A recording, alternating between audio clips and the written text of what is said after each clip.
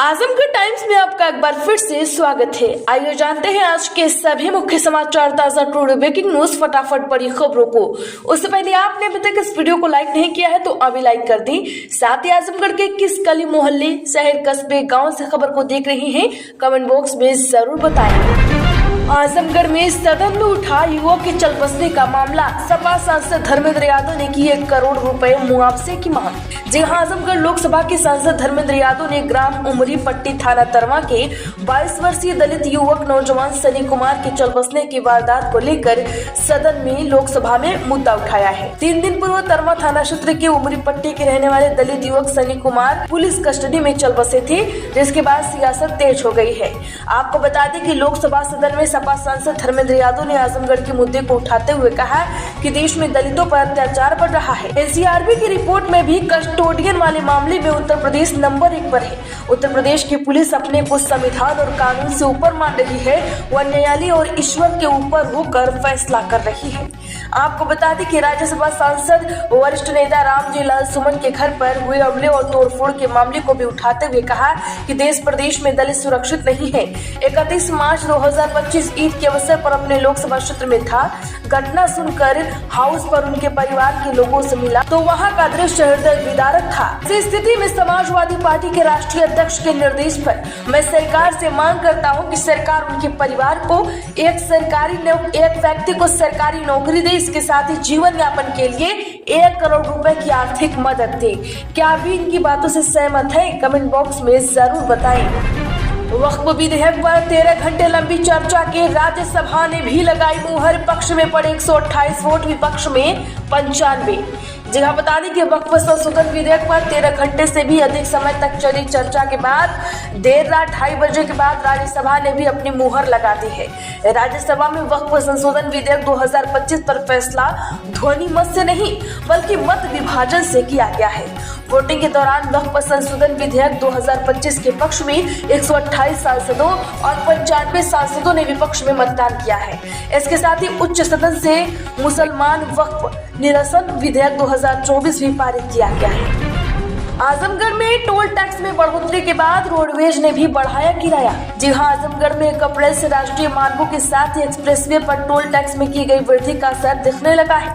Toll tax में बढ़ोतरी के बाद परिवहन निगम ने बसों के किराए में 1 से 2 रुपए तक की वृद्धि कर दी है, जिससे यात्रियों की जेब पर बोझ बढ़ गया। आजमगढ़ परिक्षेत्र से 60 डिपो की बसें संचालित होती है, जिसमें आजमगढ़, डॉक्टर अम्बेडकर, मऊ, दोहरीघाट, बलिया, बेलथरा रोड और शाहगंज डिपो शामिल है। इस 60 डिपो से निगम की 502 बसें विभिन्न रूटों पर रफ्तार भर रही हैं। इनमें निगम की 384 और 118 अनुबंधित बसें शामिल हैं। वित्तीय वर्ष 2025-26 में 1 अप्रैल से राष्ट्रीय राजमार्ग के 7 एक्सप्रेसवे पर सरकार ने टोल टैक्स में वृद्धि की है। इसका असर वाहन स्वामियों के साथ ही आम यात्रियों पर भी पड़ा है। आजमगढ़ में सभासदों ने सौंपा ज्ञापन, अधिकार और 15,000 मानदेय बढ़ाने की मांग। जी हां, सिंधारी नगरीय विकास को लेकर सभासदों के अधिकारों में इजाफा करने सहित 9 सूत्रीय मांगों का ज्ञापन सभासद एसोसिएशन ने MLC शाह उर्फ गुड्डू चमाली को सौंपा है। जिला योजना समिति के सदस्य मोहम्मद अफजल ने कहा कि नगरीय व्यवस्था को सुधारने के लिए सभासदों के अधिकारों में इजाफा किया जाए। बता दें कि प्रदेश के सभासदों को प्रतिमाह 15,000 रुपए मानदेय के साथ निकायों में मेयर व चेयरमैन के विरुद्ध अविश्वास प्रस्ताव लागू करने का अधिकार दिया जाए। साथ ही नगर निकाय में डिप्टी मेयर, उपाध्यक्ष, वाइस चेयरमैन का पद बहाल किया जाए। आजमगढ़ में अपहरण के मामले में फरार आरोपी अपहरणता सहित गिरफ्तार। 19 मार्च को दर्ज किया गया था मुकदमा, कराया जा रहा है मेडिकल। जी, आजमगढ़ जिले के गंभीरपुर थाने की पुलिस ने नाबालिग किशोरी का अपहरण करने वाले आरोपी को गिरफ्तार कर लिया है। इसके साथ ही आरोपी के इनपुट के आधार पर किशोरी को भी पुलिस ने बरामद किया है। इस मामले में पीड़ित के परिजनों ने 19 मार्च पुलिस को शिकायती पत्र देकर आरोप लगाया था कि आरोपी पुनीत ने नाबालिग का अपहरण कर लिया है और कहीं भगा ले गया। इस मामले में पीड़ित की तहरीर पर पुलिस ने मुकदमा दर्ज कर मामले की विवेचना शुरू कर दी और आरोपी की तलाश शुरू कर दी थी। इसी क्रम में आरोपी को गिरफ्तार किया गया है और आरोपी की निशानदेही पर नाबालिग को भी बरामद कर लिया गया है। पुलिस नाबालिग पर मेडिकल कर रही है। मेडिकल रिपोर्ट के आधार पर धाराओं में वृद्धि की जाएगी। आजमगढ़ में मानचित्र स्वीकृत होने पर आवासीय परियोजनाओं में आएगी उछाल। यहाँ आजमगढ़ में शासन स्तर से आवास नीति के साथ ही नए भवनों के बायलॉज में किए गए बदलाव से प्राधिकरण की बंदिशें कम होने से लोगों को काफी राहत मिलेगी। मुख्य सड़क के साथ ही अब गलियों में भी मानचित्र स्वीकृत होने से आवासीय परियोजनाओं में उछाल आएगी। आवासीय क्षेत्र में कमर्शियल गतिविधियों की अड़चनें दूर होने से तेजी से विकास होगा। वहीं बेसमेंट में सिर्फ पार्किंग की बाध्यता खत्म होने से निर्माण के साथ ही व्यवसाय भी संचालित हो सकेंगे। शहरी नियोजन नीति और आवास नीति मई 1988 में लागू की गई थी। वर्तमान में राष्ट्रीय शहरी आवास और पर्यावरण नीति 2007 लागू है। तब से लेकर अब तक करीब 1.5 दशक से अधिक का समय बीत जाने के बाद पहले की परिस्थितियों में जमीन आसमान का अंतर हो चुका है।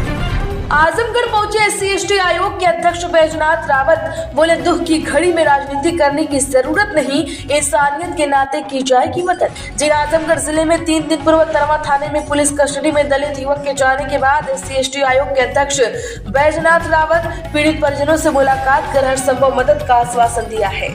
SC/ST आयोग के अध्यक्ष बैजनाथ रावत का कहना है कि मुख्यमंत्री योगी आदित्यनाथ के निर्देश पर यहां आया हूं, पीड़ित परिजनों से बात किया है। थाने के अंदर जो घटना हुई है निश्चित रूप से बहुत दुखद है। स्थानीय पुलिस के विरुद्ध मुकदमा दर्ज हो गया है। इसके साथ ही पीड़ित परिजनों को जो 8.25 लाख रुपए का अनुदान मिलता है वह मिलेगा। इसके साथ ही मुख्यमंत्री विवेकाधीन कोष से 50 लाख की मदद होगी। आजमगढ़ में स्थापना दिवस पर भाजपा जन कार्यालय और घरों पर फहराएंगे पार्टी का झंडा। जी हाँ, आपको बता दें कि आजमगढ़ में जिला अध्यक्ष ध्रुव सिंह की अध्यक्षता में पार्टी कार्यालय में जिला कार्यशाला का आयोजन किया गया। इस अवसर पर जिला प्रभारी अशोक सिंह मुख्य अतिथि के रूप में उपस्थित रहे।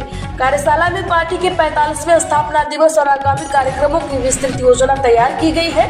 जिला प्रभारी अशोक सिंह ने कहा है कि 6 अप्रैल को भाजपा का 45वां स्थापना दिवस बड़े स्तर पर होगा और इस दिन कार्यकर्ताओं को अपने कार्यालयों और घरों पर भाजपा का झंडा फहराना होगा। साथ ही ध्वज के साथ सेल्फी लेकर सोशल मीडिया पर भी हैशटैग के साथ पोस्ट करने का आह्वान किया गया है।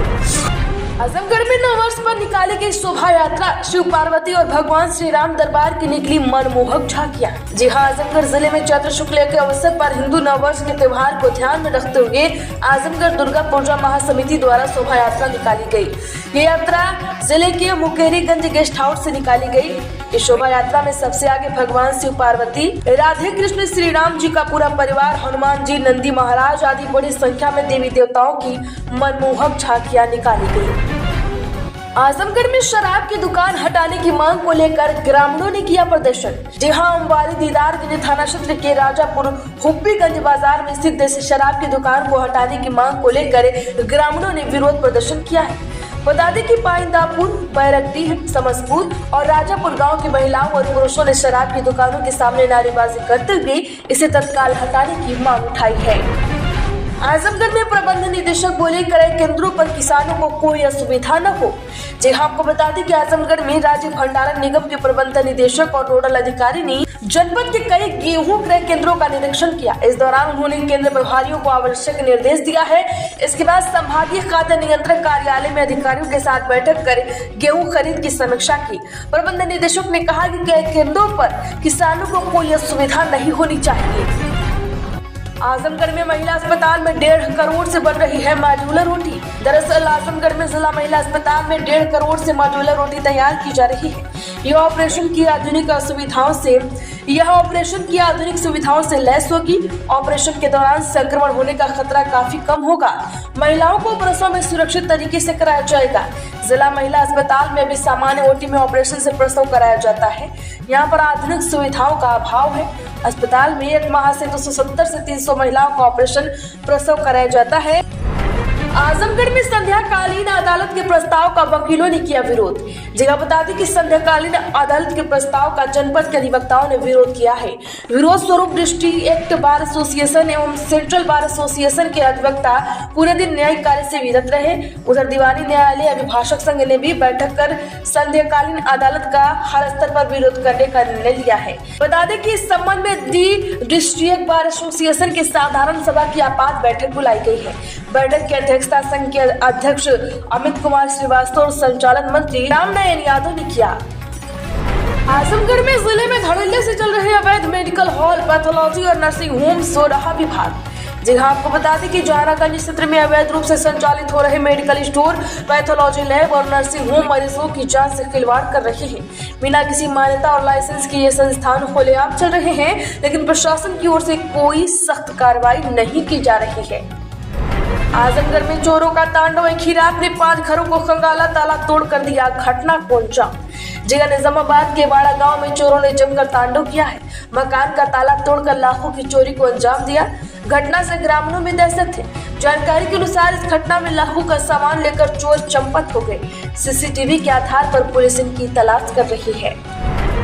यूपी में प्रदेश के सभी मदरसों में लागू हुआ एनसीईआरटी पाठ्यक्रम, मदरसा शिक्षा परिषद की तरफ से जारी हुआ आदेश। जी हाँ, आपको बता दें कि आजमगढ़ में राजधानी सहित प्रदेश के सभी मदरसों में नए शैक्षणिक सत्र 2025-26 से राष्ट्रीय शैक्षिक व अनुसंधान प्रशिक्षण परिषद की तर्ज पर पाठ्यक्रम लागू कर दिया गया है। मदरसों में पढ़ने वाले बच्चों को इसी सत्र से कक्षा 1 से 3 तक एनसीईआरटी की किताबें दी जाएंगी। इस संबंध में मदरसा शिक्षा परिषद की ओर से आदेश जारी कर दिया गया है। तो आजमगढ़ की खबरों में आज के लिए बस इतना। वीडियो को लाइक करें, ज्यादा से ज्यादा लोगों में शेयर करें। साथ ही अगर आप आजमगढ़ की ऐसी ही खबरों से अपडेट रहना चाहते हैं, चैनल को सब्सक्राइब कर लें और घंटी का निशान जरूर दबा लें।